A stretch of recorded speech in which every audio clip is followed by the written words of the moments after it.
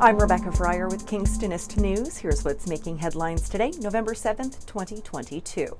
School closures continue this morning across both the Limestone District School Board and the Algonquin and Lakeshore Catholic District School Board.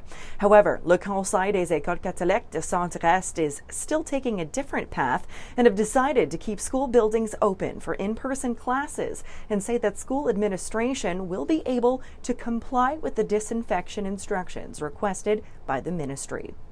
Unionized education workers, including janitors, librarians, and educational assistants, walked off the job on Friday, November 4th, after talks between the provincial government and their unions broke down on Thursday, and the government passed and implemented a controversial bill that invoked a notwithstanding clause to impose mandatory contracts on workers.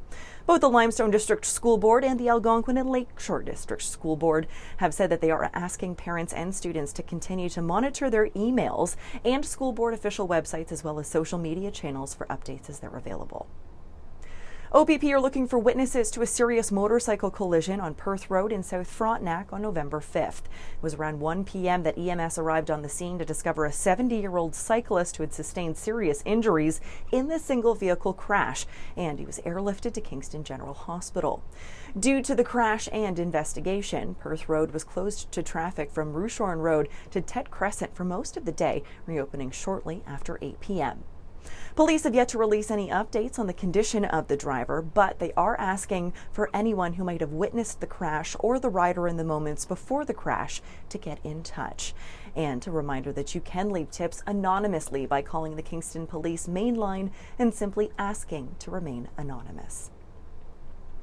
2 days after 2 outbreaks of COVID-19 were declared within Kingston General Hospital, a third outbreak was announced on November 4th on Connell 10. Outbreak status remains in effect at KGH on Connell 3 and Davies 5. To read more about how Kingston Health Sciences Centre is handling these outbreaks and what you'll need to know if you have plans to visit someone at the KGH site, check out Kingstonist.com.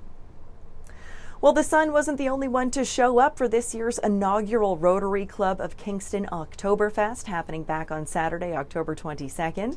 The family-friendly event saw hundreds of Kingstonians descend upon Robinson Community Garden to take part in face painting, games, crafts, and more, including a beer garden because, well, Oktoberfest. Final totals have been tabulated, and thanks to the generous donations this year, they took in more than $20,000, which will be used to support future Rotary initiatives. And lastly, a reminder that this Friday is Remembrance Day, and as such, a number of federal, provincial, and municipal offices will be closed for the day. Locally, several public ceremonies will be taking place across the region. For more details on where and how to attend here in Kingston, and for a list of what local services will be open and or closed, visit Kingstonist.com.